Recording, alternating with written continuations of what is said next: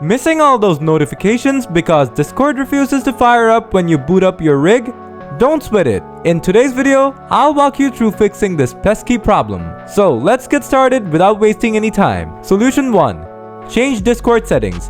To do this, open up Discord on your computer. Then click on the gear icon from the lower left corner of the screen to bring up settings. Next, switch to the Windows Settings tab. Make sure that the Open Discord option is turned on. If it's not, just toggle it on. Then reboot your computer and see if that did the trick for you. Solution 2. Set Discord as a startup app from Task Manager. For this one, right-click on the taskbar here and select Task Manager from the pop-up menu. Then switch to the Startup Apps tab. From here, just find the Discord app. Look around for the icon.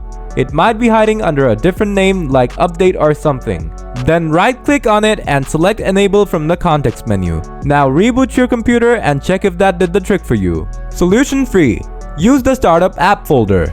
To this one, first copy the Discord shortcut from your computer. Then click on the search icon here and type in Run. Next, click on Run from the search result to open it up. After that, type in Shell Startup in this field and hit Enter. And the File Explorer should open up here. Now, right-click on an empty space and click on that Paste button. And the Discord shortcut should be pasted here. Now, restart your computer and Discord should start along with your computer. Alright folks, that's the deal with fixing Discord not opening on startup on your PC.